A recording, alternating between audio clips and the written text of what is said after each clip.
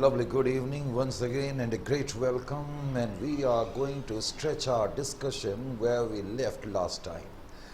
तो बड़े स्वागत है, अभिनंदन है और मैं आपका तहे दिल से इस्तकबाल करता हूँ इस सेशन में। और ग्रुप 2 की लास्ट टाइम हमने जब स्टार्टिंग करी थी ब्रांच अकाउंट से, तो उसके आगे का हिस्सा अब इस सेशन में हम जारी करेंगे। ब्रांच अकाउंट का ये दूसरा सेशन माना जाएगा। जब ब्रांच अकाउंट के बारे में लास्ट सेशन में हमने चर्चा करी थी, तो ब्रांच अकाउंट के बारे में मैंने आपको बताया था कि ब्रांचेस जो होती हैं वो बेसिकली 2 टाइप्स की होती हैं। थोड़ा सा मैं जल्दी से रिकैप कर देता हूँ। करेक्ट, कई बार ऐसा होता है क्लास में नए बच्चे आते हैं बेटे, तो नए बच्चे बोलते हैं सर फटाफट जरा पिछला थोड़ा सा रिकैप कर देते तो अच्छा था। लास्ट क्लास में मैंने आपको ये बताया था कि जो ब्रांचेस होती हैं, जरा सा थोड़ा सा वेट करें, मैं अपनी स्क्रीन का जरा जायजा ले लूँ। क्या ये आ रहा है? नहीं, ये नहीं आ रहा, ये वाला हिस्सा आया है। राइट, हाँ। तो बेटे अब मैं स्टार्ट कर रहा हूँ ब्रांच अकाउंट के बारे में। ब्रांच अकाउंट हमने लास्ट सेशन में स्टार्ट करा था, ब्रांच अकाउंट। करेक्ट, थोड़ा सा बेटे स्क्रीन का हमें ख्याल करना पड़ता है कि जो हम लिख रहे हैं वो स्क्रीन तक पहुँच रहा है या नहीं। Branch account, correct. Last session में हमने ब्रांच अकाउंट की स्टार्टिंग करी थी। आप में से आज कुछ बच्चे ऐसे होंगे जो पहली क्लास जिनकी होगी, तो कुछ घबराने की ज़रूरत नहीं है। ब्रांच अकाउंट का अभी इनिशियल पार्ट हमने देखा है, ठीक है बेटे। ब्रांच अकाउंट का जहाँ तक सवाल है, तो ब्रांच अकाउंट के बारे में लास्ट सेशन में सबसे पहले तो चर्चा ये हुई थी कि बेसिकली ब्रांचेस क्या हैं। बेटे एक हेड ऑफिस होता है और एक ब्रांचेस होती हैं। हेड ऑफिस को हम पेरेंट ऑर्गेनाइजेशन भी कहते हैं, यानी कि ब्रांचेस बेसिकली मेन ऑर्गेनाइजेशन के कुछ सेगमेंट्स हैं जिनका कंट्रोल जो है हेड ऑफिस के हाथ में होता है। अपनी ब्रांच की परफॉर्मेंस के लिए हम ब्रांच अकाउंटिंग का इस्तेमाल करते हैं, ये देखने के लिए कि ब्रांचेस की परफॉर्मेंस कैसी है। और ब्रांच अकाउंटिंग इसीलिए अडॉप्ट करी जाती है कि ब्रांच की परफॉर्मेंस को एसेस करा जा सके, कौन सी ब्रांच प्रॉफिट में है, कौन सी ब्रांच लॉस में है, ब्रांच की क्या एफिशिएंसी है। इन सवालों का जवाब ढूंढने के लिए बेसिकली हम ब्रांच अकाउंट का इस्तेमाल करते हैं। यहाँ तक ठीक है। अब मैंने ये बताया था कि जो ब्रांचेस होती हैं, बेसिकली ब्रांचेस को हम 2 ब्रॉड क्लासिफिकेशन में बांट सकते हैं। जितनी भी ब्रांचेस होती हैं उनको हम 2 हिस्सों में बांट सकते हैं, ब्रांचेस। लास्ट सेशन का ये रिकैप है। ब्रांचेस को 2 पार्ट्स में डिवाइड करा जा सकता है, जैसा कि आप लोगों ने देखा। एक तो हम कहेंगे डोमेस्टिक ब्रांचेस। क्या कहेंगे? Domestic branches. तो जो डोमेस्टिक ब्रांचेस होती हैं, ये वो ब्रांचेस होती हैं जिनके एरिया ऑफ ऑपरेशन किसी देश की घरेलू सीमाओं तक सीमित हैं। यहाँ तक ठीक। उसके बाद बेटे कुछ फॉरेन ब्रांचेस होती हैं, फॉरेन ब्रांचेस। डोमेस्टिक ब्रांचेस को मैंने बताया था कि हम इनलैंड ब्रांचेस भी कहते हैं। क्या कहते हैं? Inland branches. इनको हम इनलैंड ब्रांचेस भी कहते हैं, और कई बार हम इनको होम ब्रांचेस भी कह देते हैं। Home branches, home branches. तो डोमेस्टिक ब्रांचेस को इनलैंड ब्रांचेस या होम ब्रांचेस भी कह सकते हैं, लेकिन कुल मिलाकर के थीम ये निकला कि ब्रांचेस को ब्रॉडली 2 मेन पार्ट्स में बांटा जा सकता है। अब जो डोमेस्टिक ब्रांचेस होती हैं उसको भी हम आगे 2 हिस्सों में बांट देते हैं। डोमेस्टिक ब्रांचेस के भी 2 हिस्से होते हैं। एक तो होता है डिपेंडेंट ब्रांचेस। नाम से ही पता लग रहा है कि डिपेंडेंट ब्रांचेस वो ब्रांचेस हैं जो कंप्लीटली हेड ऑफिस पे डिपेंड करती हैं। उसके अलावा हमारी कुछ इंडिपेंडेंट ब्रांचेस होती हैं। तो डिपेंडेंट ब्रांचेस के बेटे कितने पार्ट होते हैं? Independent branches, independent branches. अब जो इंडिपेंडेंट ब्रांचेस होती है, लेकिन उससे पहले ये बताइए डिपेंडेंट ब्रांचेस क्या होती हैं। डिपेंडेंट ब्रांचेस वो हैं जो हेड ऑफिस पे कंप्लीटली डिपेंड करती हैं, जिनका तमाम कंट्रोल हेड ऑफिस के हाथ में होगा और सारी अकाउंटिंग हेड ऑफिस की बुक्स में होती है, जहाँ तक डिपेंडेंट ब्रांचेस का सवाल है। इंडिपेंडेंट ब्रांचेस ठीक इसके ऑपोजिट है। इनका सारा कंट्रोल इनके अपने पास है, यानी कि हेड ऑफिस का कोई कंट्रोल इनके ऊपर नहीं होगा। ये अपने अकाउंट्स खुद बनाएंगे और बेटे ये अपने अकाउंट्स को बनाने के साथ साथ अपने ट्रायल को भी खुद बनाते हैं और अपनी कंप्लीट अकाउंटिंग खुद करेंगे, करेक्ट। ये इंडिपेंडेंट ब्रांचेस हैं। फिर मैंने बताया था कि जो डिपेंडेंट ब्रांचेस होती हैं, डिपेंडेंट ब्रांचेस के अंदर कई अकाउंटिंग सिस्टम्स देखने में आते हैं। कल हमने इस बात की भी चर्चा करी थी कि इतने सारे अकाउंटिंग सिस्टम क्यों बनाए गए हैं। बेटे आंसर बड़ा सिंपल है।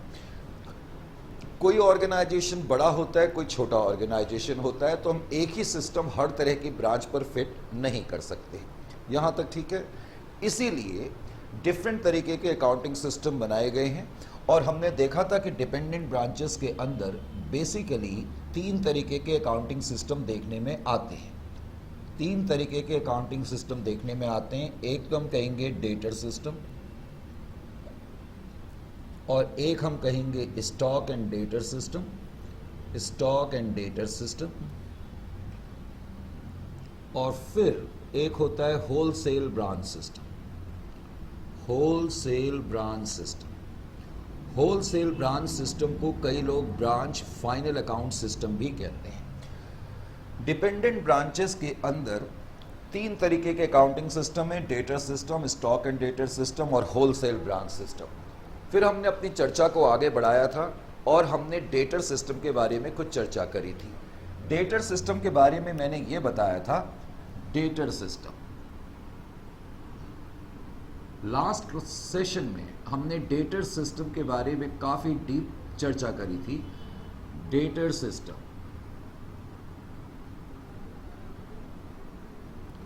मैंने बताया था कि डेटर सिस्टम ऑफ अकाउंटिंग ये वो ऑर्गेनाइजेशंस अडॉप्ट करते हैं जिनका स्केल ऑफ ऑपरेशन बेटे बहुत छोटा होता है।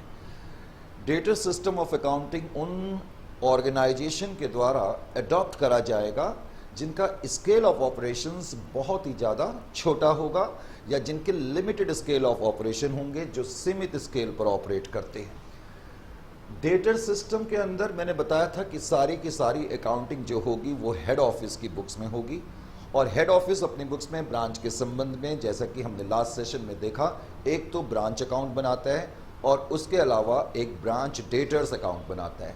हालांकि मैंने इसको एक्सप्लेन करने की भी कोशिश करी थी कि दरअसल हेड ऑफिस अपनी बुक्स में ब्रांच के संबंध में एक तो ब्रांच अकाउंट बनाएगा और एक ही सेल्स लेजर मेंटेन करता है, जिसको एक ही लेजर मेंटेन करता है जिसको हम सेल्स लेजर कहते हैं। और सेल्स लेजर का मतलब होता है अकाउंट्स ऑफ क्रेडिट कस्टमर्स।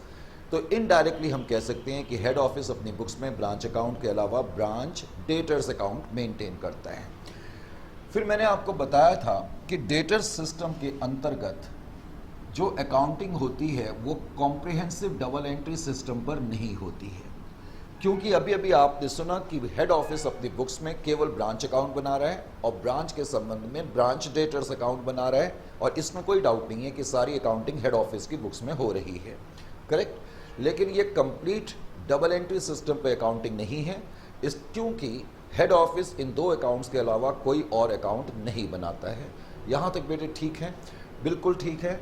तो डेटर सिस्टम के अंतर्गत मैंने बताया था कि in the books of head office में, in the books of head office, in the books of head office, head office की बुक्स में, in the books of head office, head office अपनी बुक्स में एक तो ब्रांच अकाउंट बनाएगा, branch account. Head office अपनी books में एक तो ब्रांच अकाउंट बनाएगा और हेड ऑफिस अपनी बुक्स में ब्रांच अकाउंट के अलावा, जैसा कि मैंने बताया था, ब्रांच अकाउंट के अलावा और क्या बनाएगा? Branch debtors account. एक तो ब्रांच अकाउंट और उसके अलावा branch debtors account, correct. Branch debtors चलो हम इधर बना लेते हैं।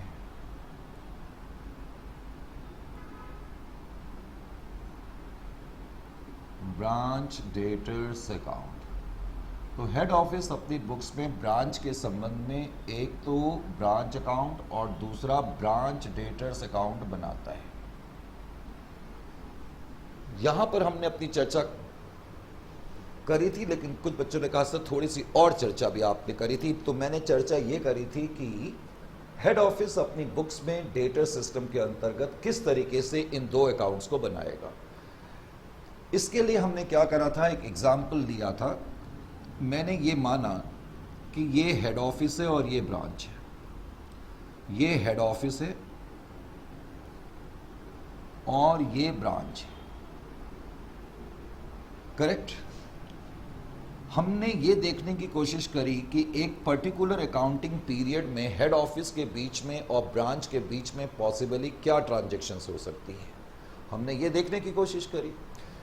तो पॉसिबली ट्रांजैक्शंस क्या हो सकती हैं, ज़्यादा से ज़्यादा एक तो ट्रांजैक्शन ये हो सकती है कि हेड ऑफिस ब्रांच को कुछ गुड्स भेजे, goods send to branch account. मान लेते हैं कि हेड ऑफिस ने इस साल ब्रांच को 5 लाख रुपए के गुड्स भेजे, 5 लैक्स।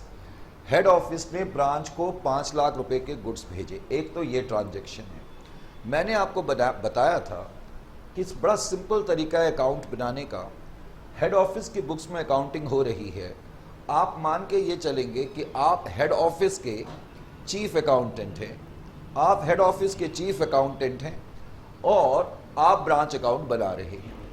जब आप किसी भी चीज़ से, यानी कि हेड ऑफिस जब किसी भी चीज़ से अलग होगा, या इसको यूँ कहें कि हेड ऑफिस जब भी कोई चीज़ भेजेगा तो उसको हम ब्रांच अकाउंट की डेबिट साइड पे लिखेंगे। जैसे कि हेड ऑफिस ने ब्रांच को गुड्स भेजे, तो अब मैं इसको कौन सी साइड पे लिखूंगा, ब्रांच अकाउंट की डेबिट साइड पे लिखूंगा। मैंने ब्रांच अकाउंट की डेबिट साइड पे लिखा to goods send to branch account, short form में लिख दिया goods send to branch account. तो हेड ऑफिस ने ब्रांच को गुड्स भेजे 5 लाख रुपए के, तो मैंने यहाँ पर 5 लाख रुपए लिख दिए। Is it clear to you? अब क्या हुआ, हेड ऑफिस ने ब्रांच को कुछ कैश भेजा। मान लेते हैं कि डिफरेंट तरीके के ब्रांच के जो एक्सपेंसेस है, मैं आपको बता चुका हूं कि डिपेंडेंट ब्रांचेस में, ये तीनों सिस्टम डिपेंडेंट ब्रांचेस के हैं। डिपेंडेंट ब्रांचेस के अंदर ब्रांच के संबंध में जितने भी खर्चे होंगे, चाहे ब्रांच की वेजेस एंड सैलरीज का खर्चा हो, चाहे ब्रांच की एडवर्टाइजमेंट का खर्चा हो, चाहे ब्रांच के इंश्योरेंस का खर्चा हो, चाहे ब्रांच की क्या बोलते हैं किसी और चीज़ का खर्चा हो, तो उन खर्चों को निपटने के लिए कैश जो भेजा जाएगा वो हेड ऑफिस भेजेगा। अब हेड ऑफिस ने ब्रांच को कैश भेजा, तो मैं ब्रांच अकाउंट की डेबिट साइड पे लिखूंगा टू कैश। हेड ऑफिस ने ब्रांच को कैश भेजा खर्चों को निपटने के लिए, तो हमने डेबिट साइड में लिखा। मैंने यहाँ 2 लाख लिख दिया, इसको 1 लाख कर लेते हैं, 2 लाख कुछ ज़्यादा ही हो गया। तो 1 लाख रुपए का खर्चा हेड ऑफिस ने ब्रांच को भेजा, यानी कि 1 लाख रुपए कैश भेजे। बेटे मुझे जल्दी से बताओ इन दो की क्या एंट्री हो गई। एक तो एंट्री हो गई branch account debit to goods send to branch account, और दूसरी एंट्री हो गई branch account debit to cash account. बेटे ब्रांच अकाउंट का जो नेचर है वो पर्सनल अकाउंट का भी है और नॉमिनल नेचर का भी है।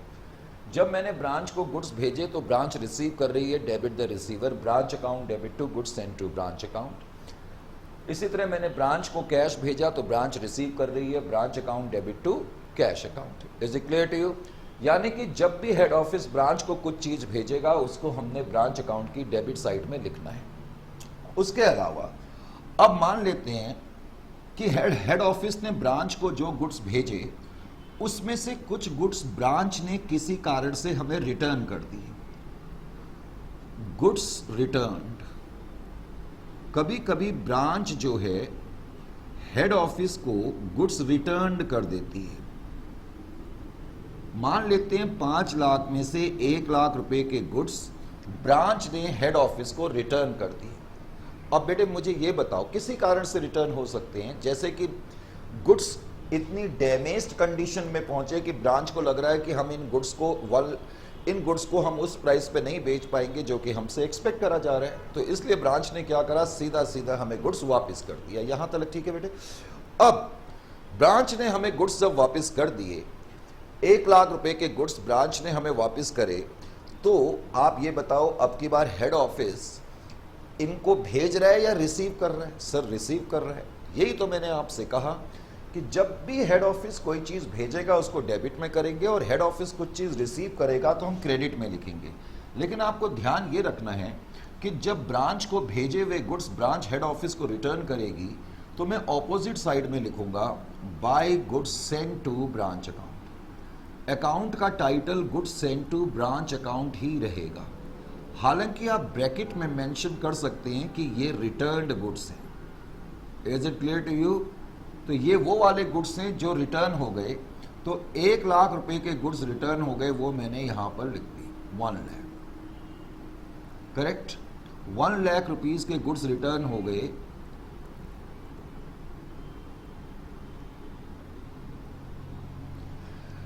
तो वो मैं क्रेडिट पे लिखूंगा, यानी कि अब मेरी एंट्री क्या हो गई, goods send to branch account debit. अब हम हेड ऑफिस से और गुड्स हमारे पास आ रहे हैं, हम रिसीव कर रहे हैं to branch account. Isn't it or not? उसके अलावा अब एक ट्रांजैक्शन और दी हुई है जिसको हम बोलते हैं रेमिटेंसेस। रेमिटेंसेस का मतलब क्या है? रेमिटेंसेस रेमिटेंसेस के 2 पार्ट होते हैं। एक तो होता है कैश सेल्स और एक होता है कैश फ्रॉम डेटर्स। मैंने कल भी बताया था कैश कलेक्टेड फ्रॉम डेटर्स। ये क्रेडिट सेल्स नहीं है बेटे, कैश कलेक्टेड फ्रॉम डेटर्स है। मान लेते हैं कि ब्रांच ने इस साल 4 लाख रुपए की कैश सेल्स करी और कुछ ब्रांच ने क्रेडिट सेल्स करी, लेकिन डेटर से जो पैसा कलेक्ट करा, मान लेते हैं सिंप्लिसिटी के लिए 2 लाख का करा। रेमिटेंसेस का मतलब है कि ब्रांच ने टोटल कैश कलेक्ट करके हेड ऑफिस को कितना भेजा। रेमिटेंसेस का मतलब है कि टोटल कैश कलेक्ट करने के बाद जो ब्रांच ने हेड ऑफिस को भेजा उसको हम रेमिटेंसेस कहेंगे। Is it clear to you? यानी कि amount sent by branch to head office, यानी कि ब्रांच हमें भेज रही है। बिकॉज ब्रांच हमें भेज रही है तो मैं इसको क्रेडिट साइड में लिखूंगा और मैं क्रेडिट साइड में लिखूंगा बाय रेमिटेंसेस। तो मेरी एंट्री क्या हो गई? Remittances account debit to branch account. बेटे मेरी एंट्री हो गई या नहीं हो गई? अभी अभी मैंने कहा कि रेमिटेंसेस के बेसिकली 2 पार्ट होते हैं। एक तो कैश सेल्स, तो जैसा कि मैंने लिखाया कि 4 लाख रुपए की तो कैश सेल्स है, करेक्ट, 4 lakhs। और कैश फ्रॉम डेटर्स या कैश कलेक्टेड फ्रॉम डेटर्स, जो भी लिखना है। कैश फ्रॉम डेटर्स जो है मान लेते हैं कि 2 लाख रुपए का है, तो टोटल अमाउंट मैं आउटर कॉलम में लिखूंगा 6 lakhs। Is it clear to you? यहां तक ठीक है या नहीं है? बिल्कुल ठीक है। अब एक बात और, कल मैंने ये भी बताया था जब डेटर से हमें कैश मिलेगा तो इसको हम डेटर्स अकाउंट में भी लिखेंगे। डेटर से जब कैश मिलेगा तो डेटर्स जो कि एसेट है वो कम हो जाते हैं। कैश फ्रॉम डेटर, वैसे तुम सिंपली बाय कैश लिख सकते हो। डेटर से जब तुम्हें कैश मिला 2 लाख रुपए का तो इसको हम डेटर्स अकाउंट में भी बेटे लिखेंगे या नहीं लिखेंगे? अरे बाबा बोलो ना यार, लिखेंगे। तो 2 लाख रुपए हम ब्रांच डेटर्स अकाउंट की क्रेडिट साइड में भी लिखेंगे। यहां तक ठीक है बेटे? कोई प्रॉब्लम तो नहीं है यहां तक? तो ब्रांच डेटर्स अकाउंट की क्रेडिट साइड में we are going to put of actually 2 lakh worth of amount. Is it clear to you? उसके बाद अब दूसरी पोजीशन क्या है, यानी कि अभी तक हमने ये देखने की कोशिश करी कि ब्रांच और हेड ऑफिस के दरमियान जनरली क्या ट्रांजैक्शंस होती हैं, लेकिन हमने एक एलिमेंट्री मॉडल लिया है, करेक्ट, समझने के लिए। फिर मैंने ये बताया मान लेते हैं ये अकाउंटिंग पीरियड है, ये अकाउंटिंग पीरियड यहां से स्टार्ट हो रहा है और यहां खत्म हो रहा है। तो अकाउंटिंग पीरियड के एंड में ऐसा हो सकता है कि ब्रांच के पास कुछ बैलेंसेस बच जाए, क्लोजिंग बैलेंसेस। अकाउंटिंग पीरियड के एंड में ऐसी पॉसिबिलिटी है कि ब्रांच के पास कुछ बैलेंसेस बच जाए, और जनरली जो बैलेंसेस बचते हैं अधिकतर या तो वो स्टॉक का बैलेंस होगा और या फिर वो डेटर्स का बैलेंस होगा। अधिकतर, मैं ये नहीं कह रहा कि इसके अलावा बेटे कोई और बैलेंस नहीं हो सकता, इसके अलावा भी कोई और बैलेंस हो सकता है, लेकिन एट द सेम टाइम आपको ध्यान ये रखना है कि अधिकतर केसेस में हम देखेंगे स्टॉक और डेटर्स के क्लोजिंग बैलेंसेस। तो अकाउंटिंग पीरियड के एंड में मान लेते हैं कि ब्रांच के पास स्टॉक बचा हुआ है, चलो मैंने 1 लाख लिख दिया, 1 लाख रुपए का स्टॉक बचा है और डेटर से अभी भी हमने 1 लाख रुपए कलेक्ट करने हैं। बेटे स्टॉक का मतलब है कि हेड ऑफिस ने जो गुड्स ब्रांच को इस साल भेजे उसमें से कुछ गुड्स ब्रांच के पास पड़े हुए हैं, करेक्ट। तो जो क्लोजिंग बैलेंसेस ब्रांच के पास बच जाते हैं उसको हम यहां पर लिखते हैं। क्लोजिंग बैलेंसेस हम यहां पर लिखते हैं स्टॉक। स्टॉक का बैलेंस हम मान के चल रहे हैं कि 1 लाख रुपए का बच गया, वो मैं यहां लिखूंगा। स्टॉक के अलावा डेटर्स का बैलेंस भी मैंने यहां पर लिखा। डेटर्स का बैलेंस भी 1 लाख रुपए क्लोजिंग बैलेंस के रूप में यहां पर लिखा जाएगा। अब ये जो क्लोजिंग बैलेंसेस हैं, नेक्स्ट ईयर जब मैं ब्रांच अकाउंट बनाऊंगा तो उसके ये ओपनिंग बैलेंसेस के रूप में नजर आएंगे। इसी तरीके से हम मान लेते हैं कि करंट पीरियड में ब्रांच के पास ओपनिंग बैलेंस भी कुछ है। ओपनिंग बैलेंसेस मान लेते हैं कि स्टॉक के 50,000 रुपए हैं और डेटर्स का ओपनिंग बैलेंस सिंप्लिसिटी के लिए मान लेते हैं कि 1 लाख है।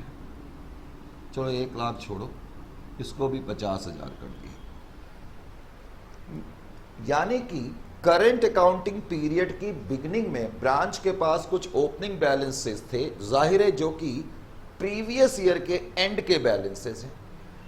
प्रीवियस ईयर के जो एंड के बैलेंसेस हैं वो करंट ईयर में ओपनिंग बैलेंसेस बन जाएंगे।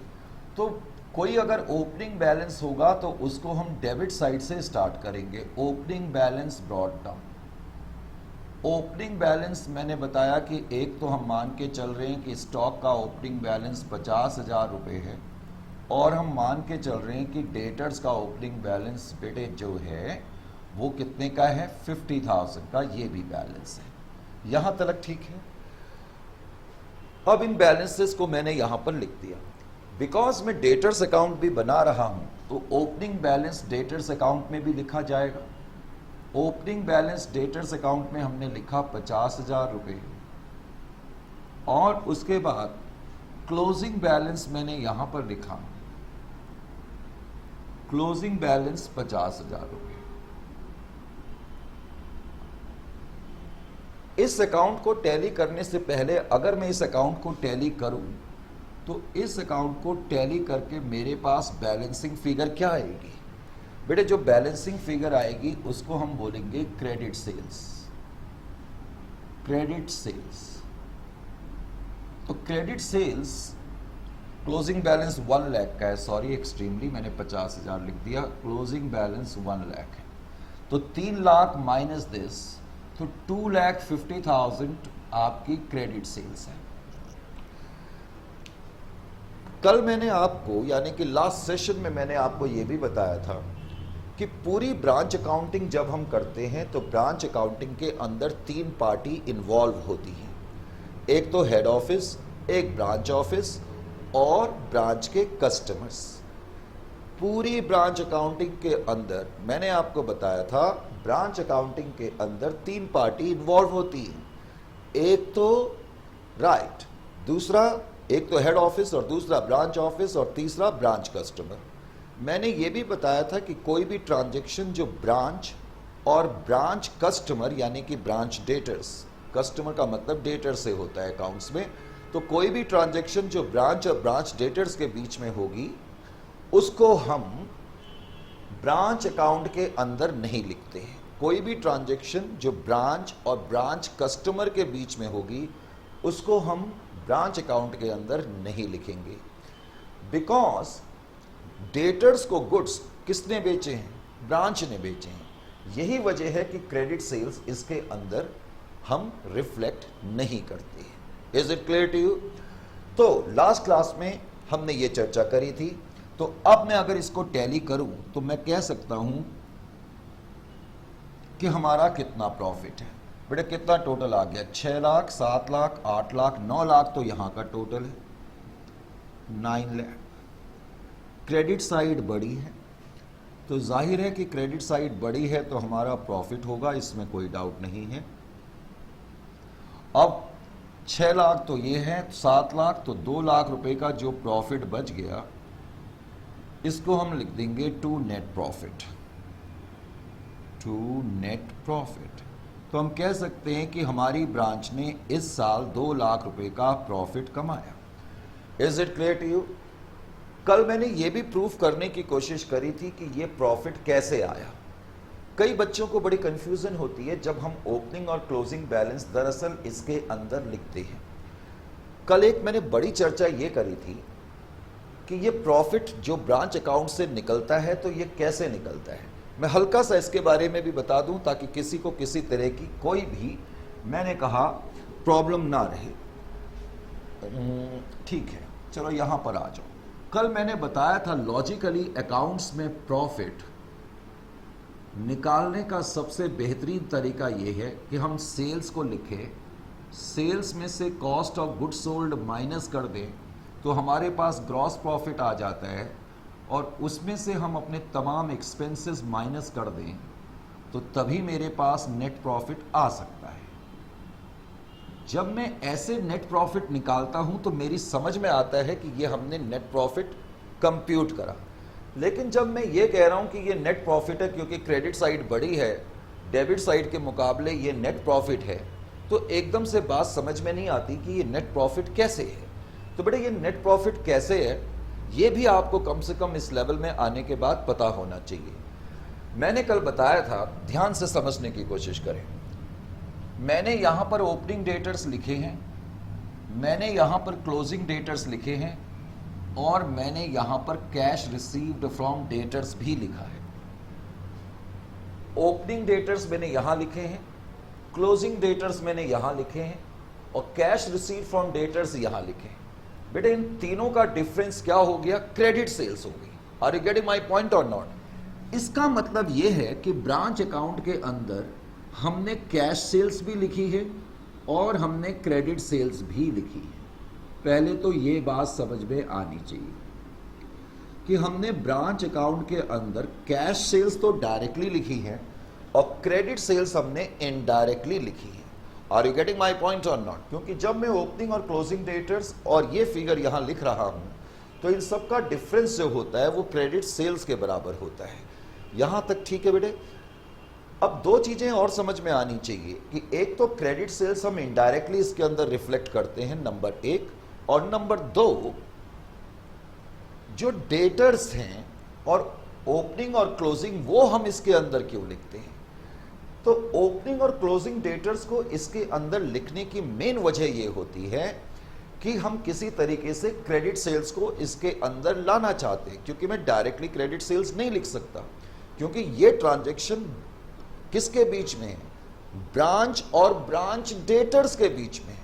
बिकॉज ये ट्रांजैक्शन क्रेडिट सेल ब्रांच और ब्रांच डेटर्स के बीच में है तो मैं डायरेक्टली तो इसके अंदर नहीं लिख सकता, लेकिन क्रेडिट सेल्स को इसके अंदर लाए बगैर मेरा नेट प्रॉफिट नहीं निकल सकता।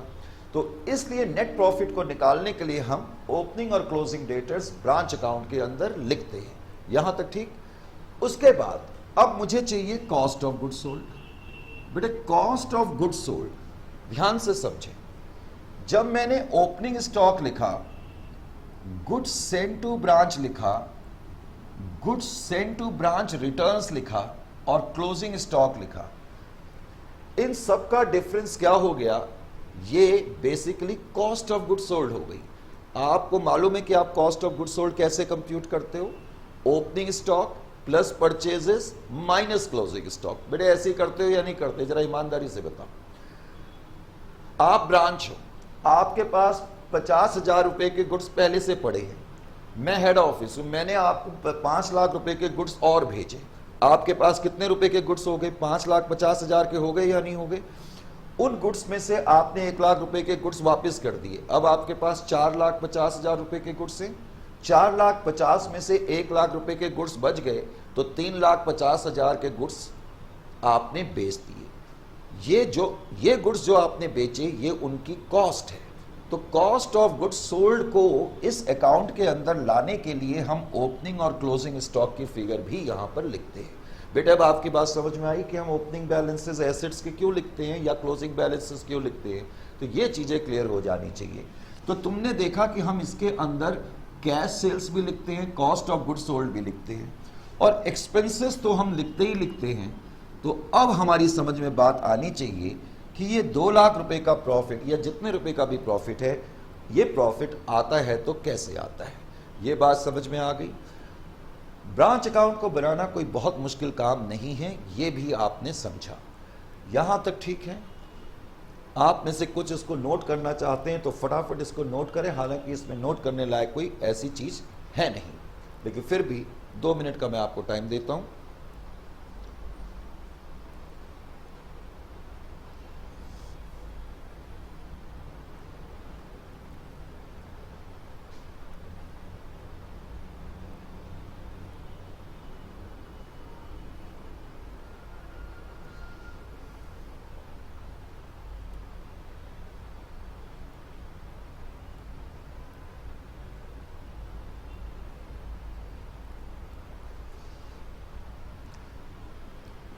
हाँ जी बेटे, अब आपको पता लग गया कि डेटर सिस्टम के अंदर किस तरीके से हेड ऑफिस अपनी बुक्स में ब्रांच अकाउंट बनाएगा और ब्रांच डेटर्स अकाउंट बनाएगा, यहां तक ठीक है।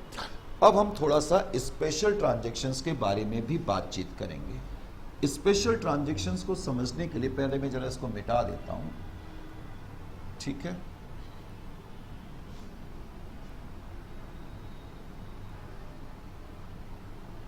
हाँ जी,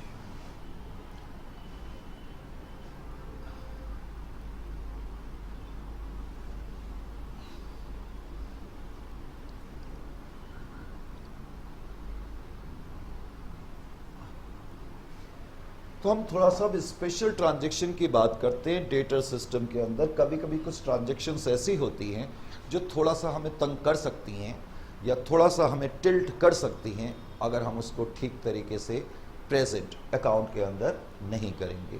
लेकिन हम बहुत ही स्क्रैचेस से स्टार्ट करते हैं। सपोज बेटे ये ब्रांच ऑफिस है,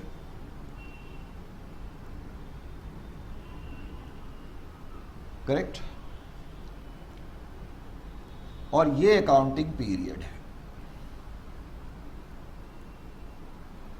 ये अकाउंटिंग पीरियड की बिगिनिंग है और ये अकाउंटिंग पीरियड का एंड है।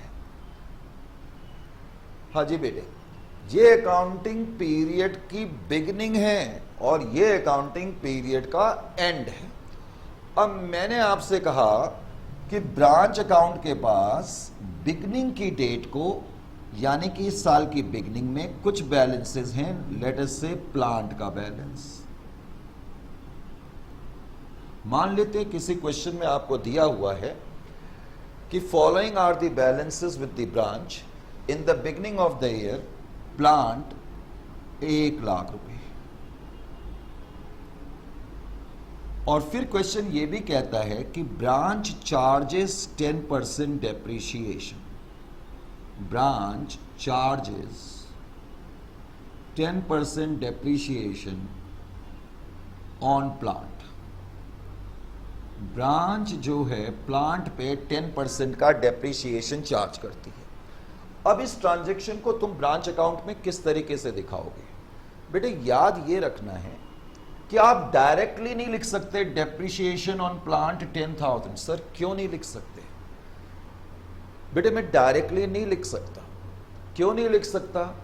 क्योंकि मैं अलग से कोई रियल अकाउंट नहीं बना रहा हूं। मैंने आपको शुरू में कहा, बिगनिंग में कहा कि हेड ऑफिस अपनी बुक्स में ब्रांच के संबंध में केवल और केवल 2 अकाउंट बनाता है। एक तो कौन सा अकाउंट है? राइट। और दूसरा कौन सा अकाउंट है? Branch debtor. यानी कि सिर्फ 2 चीजें हो रही हैं, उसके अलावा तो हेड ऑफिस ब्रांच के संबंध में कुछ भी नहीं बना रहा। इसीलिए ये इनकम्प्लीट अकाउंटिंग सिस्टम है। कॉम्प्रिहेंसिव लेवल पे ये अकाउंटिंग नहीं करी जा रही है। इनडायरेक्टली इसका मतलब है इन 2 के अलावा कोई और अकाउंट नहीं बनाया जा रहा है। अगर मैं अलग से प्लांट अकाउंट बना रहा होता तब तो मुझे डायरेक्टली डेप्रिसिएशन लिखने में कोई प्रॉब्लम नहीं थी, लेकिन अब मुझे डेप्रिसिएशन का खर्चा तो इसके अंदर लाना है ना बाबा।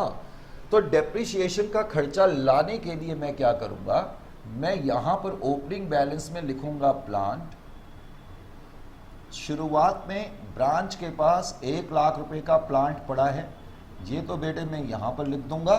और बाद में मैं जब क्लोजिंग बैलेंस लिखूंगा, चलो इसको मैं मिटा देता हूं, तो क्लोजिंग बैलेंसेस प्लांट का मैं लिखूंगा, तो मैं क्या कैसे लिखूंगा, opening balance 1 lakh less depreciation 10,000 और आउटर कॉलम में 90,000। समझ में आ गया?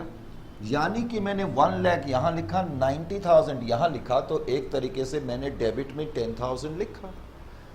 Isn't it or not? यानी कि नॉन कैश एक्सपेंडिचर्स को ब्रांच अकाउंट के अंदर रिफ्लेक्ट करने के लिए हम क्या करते हैं, ये तरीका अपनाते हैं। हम डायरेक्टली डेप्रिसिएशन क्यों नहीं लिखते, ये भी बेटे आपकी समझ में बात अच्छी तरीके से आनी चाहिए।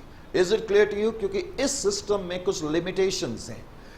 ये एक छोटा ऑर्गेनाइजेशन है और अपनी सीमितताओं में रहते हुए वो अपना नेट प्रॉफिट कंप्यूट करना चाहता है, तो दाद देनी होगी कि अकाउंटेंट्स की उन्होंने इस तरीके के मेथड डेवलप करे। और ऑफ कोर्स तुम्हें भी कुछ कुछ दाद देनी होगी उन लोगों की जिन्होंने अकाउंटेंट के द्वारा डेवलप करे हुए अकाउंटिंग सिस्टम को अच्छी तरीके से समझा। करेक्ट? अब एक तो मैंने इस ट्रांजैक्शन के बारे में बताना था, एक ट्रांजैक्शन मैंने ये बताई, मान लेते हैं, चलो मैं इसी में कर देता हूं, अब इसको मैं मिटा देता हूं। अब एक दूसरी ट्रांजैक्शन आप साथ साथ नोट करें, क्योंकि शुरुआत में हम धीरे धीरे लिखते हैं तो आप आसानी से नोट कर सकते हैं। दूसरी ट्रांजैक्शन में मैंने क्या लिखा, बेटे ये बिगनिंग की डेट है, ओपनिंग डेट है अकाउंटिंग ईयर की, और ये एंड की डेट है अकाउंटिंग ईयर की। मान लेते हैं बिगनिंग की डेट को ब्रांच के पास पेटी कैश पड़ा हुआ है। क्या पड़ा है? पेटी कैश। मान लेते हैं ब्रांच के पास 1 लाख रुपए का पेटी कैश पड़ा है। करेक्ट? फिर क्वेश्चन में यह भी लिखा हुआ है, during the year head office remitted rupees 50,000 towards petty cash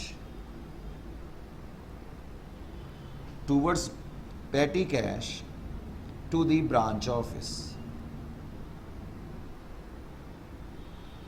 फिर क्वेश्चन में यह भी दिया है, branch manager's expenses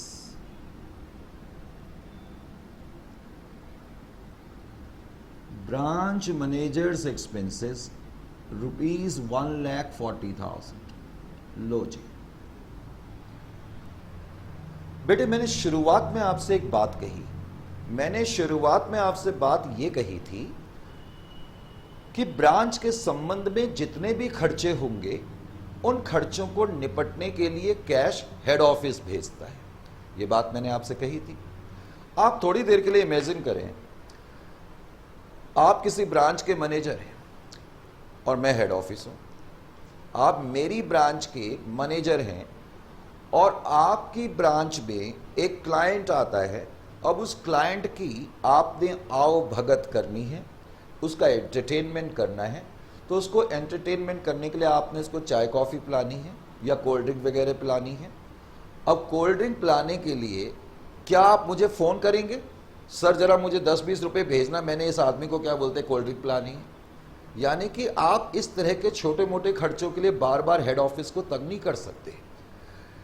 अब ये प्रॉब्लम है, अब ये प्रॉब्लम तो है, लेकिन क्या करें बाबा, प्रॉब्लम तो है, तो प्रॉब्लम का कुछ निवारण भी तो करना होगा या नहीं करना होगा। तो प्रॉब्लम का निवारण करने का सिंपल सा तरीका ये है कि बार बार हेड ऑफिस छोटे मोटे खर्चों के लिए ब्रांच से तंग ना हो, इसलिए हम ब्रांच के पास शुरुआत में ही कुछ कैश छोड़ देते हैं, जिसको कि तुम्हें मुझसे ज़्यादा बेहतर मालूम है हम पेटी कैश कहते हैं। समझ में आ गया? पेटी कैश रियल अकाउंट होता है, ये भी आप लोगों को बहुत अच्छी तरह से मालूम है। तो बेटे पेटी कैश को हम कैसे प्रेजेंट करेंगे? अब मैं ये प्लांट को मिटा देता हूँ, अब मैं पेटी कैश पर आ जाता हूँ। पेटी कैश का ओपनिंग बैलेंस, क्योंकि पेटी कैश भी एसेट है, तो पेटी कैश का ओपनिंग बैलेंस तो पहले मैं ओपनिंग बैलेंस के नीचे लिखूंगा 1 लाख रुपए। फिर इस क्वेश्चन में दिया हुआ है कि हेड ऑफिस ने इस साल ब्रांच को 50,000 रुपए और रेमिट करे। बेटे रेमिट का मतलब है भेजना। कई बच्चे तो कंफ्यूज हो जाते हैं कि रेमिट आया तो सर यहां लिखना चाहिए। अरे बाबा यहां तब लिखेंगे जब ब्रांच हेड ऑफिस को भेजेगा, यहां तो हेड ऑफिस ब्रांच को भेज रही है। तो हेड ऑफिस ने ब्रांच को 50,000 रुपए रेमिट करे, किस लिए? पेटी कैश के लिए।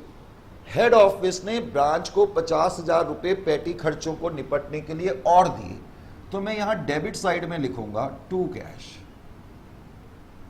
ब्रैकेट में मैं लिख सकता हूं अमाउंट रेमिटेड टूवर्ड्स पेटी एक्सपेंसेस, अगर तुम ब्रैकेट में लिखना चाहती हो तो टूवर्ड्स पेटी कैश। पेटी कैश के लिए या पेटी खर्चों के लिए हेड ऑफिस ने ब्रांच को 50,000 रुपए का खर्चा और भेजा। लेकिन बेटे पेटी कैश है क्या चीज? रियल अकाउंट है, ये बात भूलना नहीं है। अगर ये रियल अकाउंट है तो जरा समझने की कोशिश करो और फिर मुझे बताओ, क्या हेड ऑफिस अपनी बुक्स में ब्रांच के संबंध में पेटी कैश अकाउंट बना रहा है या नहीं बना रहा है? सर बिल्कुल नहीं बना रहे। ये तो आप नहीं कहा, आप श्योर हैं? बिल्कुल श्योर हैं। बेटे मैं आपकी बात मान लूं कि आप श्योर हैं, बिल्कुल एक्सेप्टेड। चलो जी, जोधपुर कहता है जी हम एक्सेप्ट करते हैं। मेरठ का क्या ख्याल है? मेरठ के लड्डू बड़े फेमस है, मैंने सुना है। हाँ जी, मेरठ वाले कहते हैं सर हम भी आपकी बात से इत्तेफाक रखते हैं। अरे बाप रे, जय हो भोलेनाथ की, ये तो कमाल हो गया। सारे लोग मुझसे सहमति में इस वक्त हैं। तो पेटी कैश 1 लाख का है, 50,000 रुपए का कैश बेटे हेड ऑफिस ने ब्रांच को और भेजा, तो ब्रांच के मैनेजर के पास अब कितना पैसा इकट्ठा हो गया? 1,50,000। अब जरा मेरी बात को ध्यान से सुनो। जब मैं क्लोजिंग बैलेंस लिखूंगा, क्योंकि पेटी कैश एसेट है, तो एसेट के क्लोजिंग बैलेंस हम यहां लिखेंगे। अब कैसे लिखेंगे ध्यान से सुने। मैं लिखूंगा ओपनिंग बैलेंस 1 लाख। फिर मैं ध्यान से देखूंगा कि क्या हेड ऑफिस ने ब्रांच को इस साल कुछ और पेटी कैश भेजा या नहीं भेजा। सेंट का मतलब भेजना। हाँ जी, 50,000 रुपए भेजे, तो इसका मतलब ब्रांच मैनेजर के पास कुल पेटी कैश कितना हो गया? 1,50,000 हो गया। अब बेटे एक बड़ा पॉइंट ध्यान से सुने। अब इस क्वेश्चन में एक चीज लिखी है ब्रांच मैनेजर्स एक्सपेंस। ये आइटम कंफ्यूज कर सकता है। ब्रांच मैनेजर के एक्सपेंसेस में, ब्रांच मैनेजर के एक्सपेंसेस में और ब्रांच एक्सपेंसेस में फर्क है। ब्रांच के खर्चों के लिए अगर लिखा होगा ब्रांच एक्सपेंसेस, तब तो मैं यहां पर लिखूंगा टू कैश ब्रैकेट में ब्रांच एक्सपेंसेस। लेकिन अगर लिखा होगा ब्रांच मैनेजर्स एक्सपेंस, तो इसका मतलब है कि ब्रांच, ये वो अमाउंट है जो ब्रांच मैनेजर ने पेटी कैश में से खर्च कर दिया। Branch managers expense means amount spent by branch manager out of पेटी कैश अवेलेबल विद हिम। समझ में आ गया या नहीं आया? तो बेटे ब्रांच मैनेजर एक्सपेंस का मतलब है कि ब्रांच मैनेजर के पास जो पेटी कैश है उसमें से ब्रांच मैनेजर ने कितना खर्च कर दिया। Is it clear to you or not? क्या ये बात समझ में आ गई या नहीं आ गई? सर बिल्कुल समझ में आ गई। तो लेस ब्रांच मैनेजर्स एक्सपेंस, या तुम अमाउंट स्पेंट भी लिख सकते हो, ब्रांच मैनेजर्स एक्सपेंसेस। बेटे ब्रांच मैनेजर एक्सपेंस का मतलब है पेटी एक्सपेंसेस, और पेटी एक्सपेंसेस का मतलब है कि ब्रांच मैनेजर के पास जो पेटी कैश था उसमें से उसने कितना खर्च कर दिया। तो अब तुमने देखा हमारे पास क्लोजिंग बैलेंस 10,000 बचा। आपने क्या नोट करा? इससे पहले जब मैंने प्लांट का ओपनिंग और क्लोजिंग बैलेंस लिखा तो मैंने बेसिकली क्या रिफ्लेक्ट करा? मैंने डेप्रिसिएशन का खर्चा रिफ्लेक्ट करा। और अब की बार मैं क्या कर रहा हूं, ध्यान से देखो। 1 लाख प्लस 50,000 मैंने डेबिट में लिखा और 10,000 मैंने यहां लिखा, तो डिफरेंस 1,40,000 का है। और 1,40,000 क्या है? खर्चा है। यानी कि ब्रांच मैनेजर के खर्चे, जिसको कि हम पेटी एक्सपेंसेस भी बोलते हैं, तो पेटी एक्सपेंसेस को रिफ्लेक्ट करने का तरीका ये है। यहां तक बात समझ में आई या नहीं आई? यानी कि क्वेश्चन में अगर पेटी एक्सपेंसेस दिए होंगे तो आपने किस तरीके से रिफ्लेक्ट करना है, ये बात अब आपकी समझ में आनी चाहिए। Is it clear to you? यहां तक बेटे बात समझ में आ गई है या नहीं आ गई है? बढ़िया सी बात समझ में आ गई है? हाँ जी, समझ में आ गई है। इसको नोट करना चाहेंगे आप?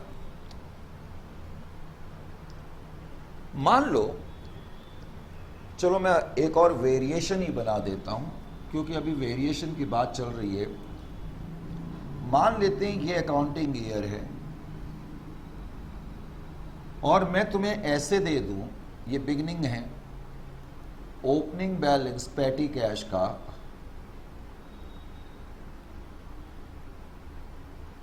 मान लेते हैं 1,00,000 रुपए है। ओपनिंग बैलेंस 1,00,000 रुपए है और कहता है पेटी, और क्वेश्चन में लिखा हुआ है कि पेटी एक्सपेंसेस, और पेटी एक्सपेंसेस का मतलब मैंने आपको क्या बताया? ब्रांच मैनेजर से एक्सपेंस। मान लो क्वेश्चन में सिर्फ इतनी इंफॉर्मेशन है, तो आप इसको कैसे रिप्रेजेंट करेंगे? 1,00,000 रुपए तो आप यहां लिखेंगे, और अब की बार हेड ऑफिस ने कुछ ब्रांच को भेजा नहीं है, क्वेश्चन में लिखा नहीं है, तो इसलिए यहां कुछ नहीं आएगा। 1,00,000 रुपए का बैलेंस था। आप आराम से देखें और समझें, क्या हेड ऑफिस ने इस साल और पेटी कैश भेजा? भेजा है या नहीं भेजा? कोई और पेटी कैश नहीं भेजा है। तो इसका मतलब ब्रांच के पास 1,00,000 रुपए का बैलेंस होना चाहिए। अब क्वेश्चन में कहता है पेटी एक्सपेंसेस 90,000 के हो गए। बेटे ब्रांच मैनेजर एक्सपेंस या पेटी एक्सपेंस एक ही चीज है, तो पेटी एक्सपेंसेस 90,000 के हो गए, तो मैं यहां पर 90,000 लिख दूंगा। तो आउटर कॉलम में फिर 10,000 आएगा। 1,00,000 मैंने यहां लिखा, 10,000 मैंने यहां लिखा, तो इनडायरेक्टली मैंने खर्चों को ही दिखाया या नहीं दिखाया? बात समझ में आ गई? बोलो ना हाँ। हाँ जी, समझ में आ गई। तो बेटे अगर बात समझ में आ गई, अब हम आगे बढ़े क्या? बिल्कुल बढ़े सर, बिल्कुल बढ़ो। आपको कौन रोक सकता है? नहीं बाबा, आप लोग रोक सकते हो, इसमें कोई डाउट नहीं है। Students are king now it is. वो इंग्लिश आजकल मैंने देखता हूँ दुकानों में लिखा रहता है कंज्यूमर्स आर किंग, और उसके आगे एक सेंटेंस और लिखा है, एंड किंग्स नेवर बार्गेन। तो खैर, ये बात पेटी कैश से समझ में आई या नहीं आई? आ गई। अब एक और वेरिएशन पेटी कैश के संबंध में मैंने ली, इसको मिटा देते हैं, या चलो आप में से पता नहीं नोट कर रहे हैं या नहीं कर रहे, मैं यहां लिख देता हूं। मान लेते हैं ये अकाउंटिंग ईयर की बिगनिंग है और ये अकाउंटिंग ईयर का एंड है। बिगनिंग में पेटी कैश में 1,00,000 रुपए हैं एक बार फिर से, और क्वेश्चन में कहता है पेटी expenses 1,10,000। Oh my God sir, ऐसा हो सकता है क्या? बिल्कुल हो सकता है बेटे, होने को तो बहुत कुछ हो सकता है। होने को तो भालू भी डिस्को कर सकता है और हाथी भी ब्रेक डांस कर सकता है। होने को तो कुछ भी पॉसिबल हो सकता है। 1,00,000 रुपए हेड ऑफिस ने दिए हुए थे ब्रांच को, ब्रांच मैनेजर को, कि छोटे मोटे खर्चे अगर हो जाएं तो आप इसमें से निपट लेना। लेकिन इत्तेफाक से इस साल कुछ ज्यादा ही क्लाइंट आ गए और पेटी खर्चे 1,10,000 के हो गए। अब ध्यान से देखें, अब की बार मैं इसको कैसे दिखाऊंगा? ओपनिंग बैलेंस तो मैं 1,00,000 रुपए लिखूंगा। हेड ऑफिस ने इस साल कोई कैश नहीं भेजा है। क्या कुछ कैश भेजा है पेटी खर्चों के लिए? नहीं भेजा है। अब मैं क्लोजिंग बैलेंस में आया, मैंने लिखा opening balance plus sent. Sent का मतलब है कि हेड ऑफिस ने क्या कोई और पेटी कैश भेजा, अब की बार नहीं भेजा। तो क्लोजिंग बैलेंस लॉजिकली 1,00,000 का होना चाहिए। अब क्वेश्चन में कहता है कि पेटी एक्सपेंसेस जो हैं वो 1,10,000 के हैं। अब बेटे एक तरीका तो ये है कि मैं 1,10,000 यहां से माइनस करूं और यहां नेगेटिव लिख दूं, पर लिखने का ये तरीका, शो करने का ये तरीका बिल्कुल ठीक नहीं है। तो इसका मतलब मैं क्या करूंगा, 1 लाख में से 1 लाख ही माइनस कर दूंगा और यहां तो मैं 0 कर दूंगा, यानी कि पेटी कैश का कुछ भी क्लोजिंग बैलेंस नहीं है। अब जो 10,000 के एक्स्ट्रा खर्चे हो गए वो मैं यहां पर लिखूंगा। जिस तरह एसेट्स के क्लोजिंग बैलेंस होते हैं इसी तरह लायबिलिटीज के भी क्लोजिंग बैलेंस हो सकते हैं। तो टू बैलेंस कैरी डाउन और इसमें हम लिखेंगे पेटी कैश। इसका मतलब है ब्रांच के ऊपर ये लायबिलिटी है 10,000 रुपए की, तो इसलिए हम इसको ऑपोजिट साइड में लिखेंगे। Are you getting my point or not? कि 10,000 रुपए भाई हमने खर्चा कर दिया और हमारे पास पैसे नहीं थे, तो हमने कहां से खर्चा करा? हो सकता है हमने किसी से उधार लेकर के खर्चा करा हो। Are you getting my point or not? तो ये लायबिलिटी हो गई।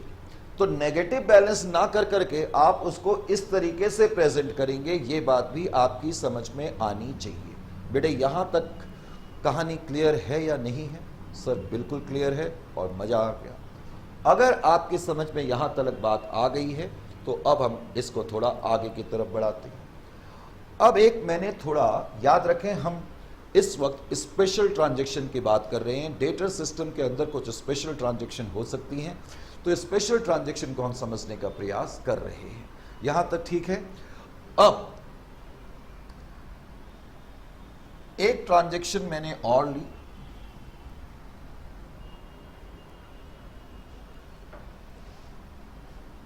मान लेते हैं, ध्यान से सुनिए, और ये बड़ी इंपॉर्टेंट ट्रांजैक्शन है। मान लेते हैं करंट अकाउंटिंग ईयर जो है वो 1/1/2017 से स्टार्ट हो रहा है और 31/3/2018 को खत्म हो रहा है। Current accounting year is starting on 1/4/2017 and ending on 31/3/2018। यहां तक ठीक है? अब वो क्या कहता है, इस तारीख को ब्रांच के पास ओपनिंग बैलेंस प्लांट अकाउंट का पड़ा हुआ है। ओपनिंग बैलेंस ब्रांच के पास प्लांट अकाउंट का मान लेते हैं 1 लाख रुपए का बैलेंस। 1 लाख रुपए का प्लांट ब्रांच के पास पड़ा हुआ है। यहां तक ठीक? फिर कहता है 30 जून 2017 को, 30 जून 2017 को plant having book value, plant having book value, bracket में कहता है एज ऑन 1/1/2017, या इसको मैं ऐसे लिख देता हूं, plant was sold for, plant was sold for ₹40,000 having book value, having book value as on 1/1/2017 ₹50,000। वो कहता है हमने एक प्लांट 40,000 में बेचा हमने 30 जून को, क्योंकि मैंने यहां पर ये मार्क करा हुआ है, 30 जून को प्लांट बेच दिया 40,000 रुपए का। कहते हैं ये वो वाला प्लांट बेचा जिसकी बिगनिंग की डेट को बुक वैल्यू जो थी, बिगनिंग की डेट को जिसकी बुक वैल्यू वो कहता है 50,000 रुपए की थी। This is the question. यानी कि ये जो केस बन गया सेल ऑफ एसेट का केस बन गया। अब इसका क्या मतलब है बेटे, ध्यान से समझने की कोशिश करें। अब मेरे पास ईयर की बिगनिंग में कितने रुपए का प्लांट है? 1 लाख रुपए का प्लांट है। यानी कि 1/1/2017 को मैं कह सकता हूं हमारी ब्रांच के पास प्लांट 1 लाख रुपए का था। तो पहले तो मैं ब्रांच अकाउंट में लिखूंगा opening balance plant account, plant account का ओपनिंग बैलेंस में यहां पर 1,00,000 रुपए का लिखूंगा। इसमें तो किसी तरीके का कोई डाउट नहीं होना चाहिए। होना चाहिए? नहीं होना चाहिए। 1,00,000 रुपए का प्लांट हम लिखेंगे। उसके बाद फिर हम क्या करेंगे, 1/1/2017 को ध्यान से देखें। 1,00,000 रुपए का प्लांट हमारे पास है। इस 1,00,000 के प्लांट को मैं पहले 2 हिस्सों में डिवाइड कर लेता हूं। सर 2 हिस्सों में क्यों डिवाइड करा, मैं अभी बताता हूं। 50,000 50,000। 1/1/2017 को आपके पास 1,00,000 का प्लांट है जिसके मैंने 2 हिस्से कर दिए, करेक्ट। अब वो कहता है एक हिस्सा जिसकी वैल्यू 1/1/2007 को 50,000 की है, उसको तुमने 40,000 में बेचा, नो डाउट अबाउट इट। मैं आपसे पूछना चाहता हूं कि ये जो प्लांट है इसकी बुक वैल्यू 6 महीने के बाद 30 जून 2017 को इसकी बुक वैल्यू कितनी है? तो आप मुझे कैसे बताओगे, क्योंकि ये जो वैल्यू है ये तो 1/1/2017 को है ना, ये बुक वैल्यू 1/1/2017 की है और आपने बेचा इसको 30 जून को, तो 30 जून को इसकी बुक वैल्यू कितनी हो जाएगी? 30 जून 2017 को इसकी बुक वैल्यू जो हो जाएगी 47,500। भाई 10% डेप्रीशिएशन अगर मैं लगाऊं, 50,000 का 10% into 6/12, just hold on.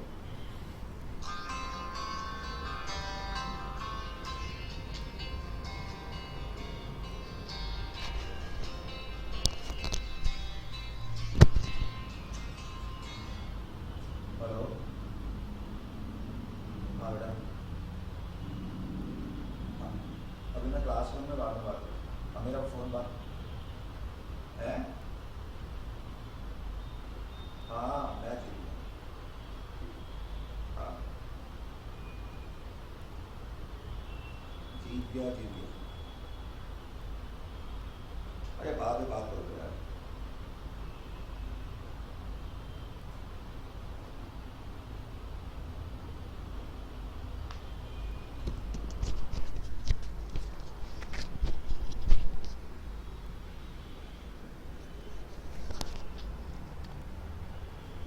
Extremely sorry. तो कभी कभी बेटा ऐसा हो जाता है, मोबाइल बंद करना भूल जाते हैं, तो इस डिस्ट्रप्शन के लिए सॉरी फॉर द ट्रबल। हाँ तो बेटे बात चल रही थी इस चीज़ की कि ओपनिंग बैलेंस 1,00,000 का था, उसमें से 50,000 का प्लांट हमने बेच दिया जिसकी book value of course beginning में इतनी है।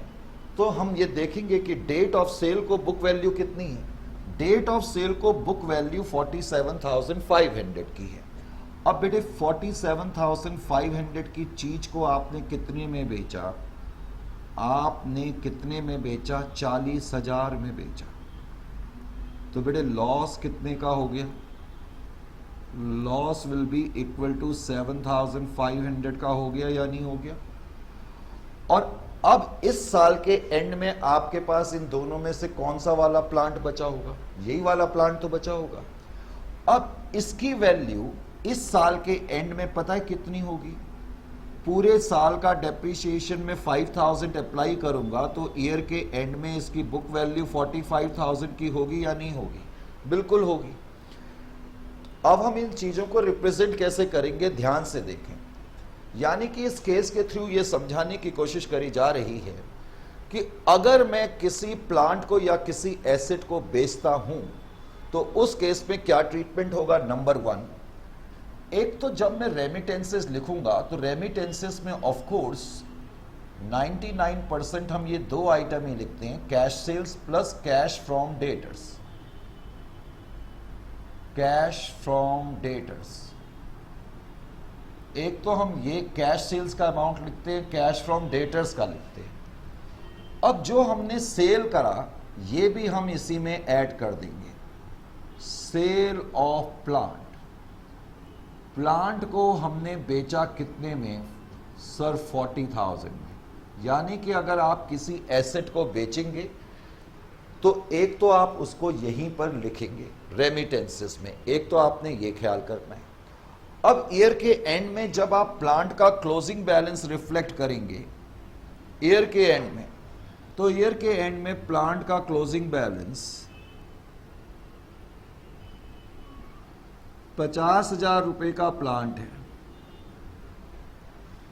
एक प्लांट तो बेच दिया, एक प्लांट बच गया, इस पे पूरे साल का डेप्रिसिएशन 10% में लगाऊंगा 5,000, तो क्लोजिंग बैलेंस कितना हो गया, डेट विल बी 45,000।